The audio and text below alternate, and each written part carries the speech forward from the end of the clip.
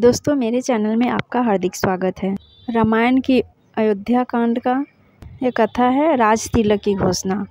कैकेयी पहुंचकर भरत अपने भाई शत्रुघ्न के साथ आनंद पूर्वक अपने दिन व्यतीत करने लगे।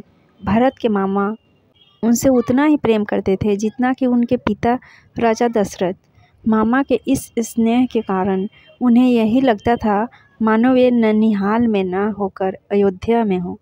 इतने पर भी उन्हें समय समय पर अपने पिता का स्मरण हो आता था और वे उनके दर्शनों के लिए आतुर हो उठते थे। राजा दशरथ की भी यही दशा थी।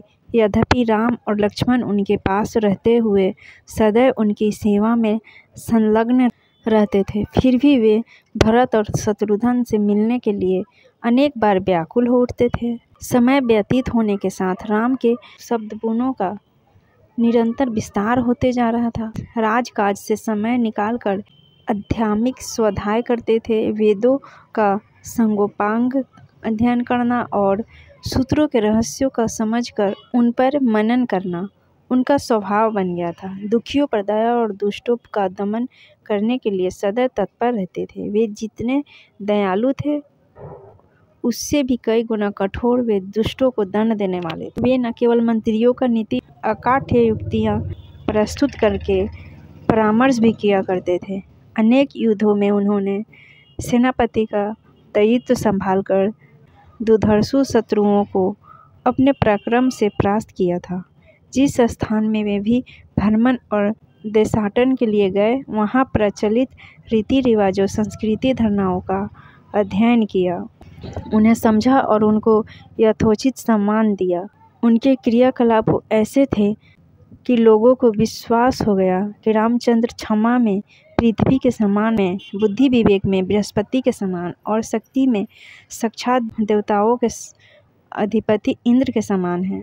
न केवल प्रजा वरन स्वयं राजा दशरथ के मस्तिष्क में यह बात स्थापित हो गई थी कि जब भी राम अयोध्या के सिंहासन को सुशोभित करेंगे, उनका राज अपूर्व सुखदायक होगा और वे अपने समय के सर्वाधिक योग्य एवं आदर्श नरेश सिद्ध होंगे। राजा दशरथ अब शीघ्राति शीघ्र राम का राज अभिषेक कर देना चाहते थे। उन्होंने मंत्रियों को बुलाकर कहा, हे मंत्रीगण, अब मैं वृद्ध हो चला हूँ और रामचंद्र राज सिंहासन पर बैठने के योग्य हो गए हैं। मेरी प्रबल इच्छा है कि शीघ्राति शीघ्र राम का अभिषेक कर दूँ। अपने इस विचार पर आप लोगों की सहमति लेने के लिए मैं आप लोगों को यहाँ बुलाया हूँ। कृपया आप सभी अपनी सहमति दीजिए। राजा दशरथ के इस प्रस्ताव को सभी मंत्रियों ने प्रसन्नतापूर्वक स्वीकार किया। शीघ्र ही राजभर में राज तिलक की तिथि की घोषणा कर दी गई और देश देशांतर के राजाओं को इस शुभ उत्सव में सम्मिलित होने के लिए निमंत्रण पत्र भिजवा दिए गए।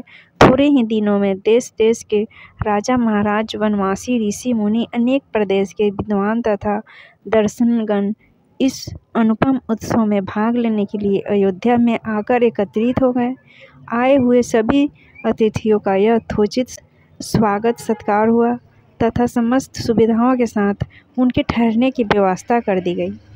निमंत्रण भेजने का कार्य के उतावली में मंत्रीगण मिथिलापुरी और महाराज कैकेयी के पास निमंत्रण भेजना ही भूल गए।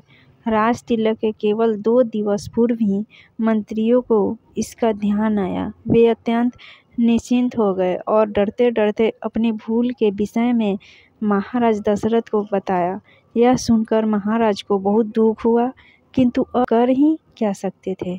सभी अतिथि आ चुके थे, इसलिए राज तिलक की तिथि को टाला भी नहीं जा सकता। अतएव ये बोले, अब जो हुआ सो हुआ, परंतु बात बड़ी अनुचित हुई है। अस्तु वे घर के ही आदमी हैं, उन्हें बाद में सारी स्थिति समझाकर मना लिया जाएगा। मेरे चैनल को सब्सक्राइब एंड वीडियो को लाइक शेयर ज़रूर कीजिए।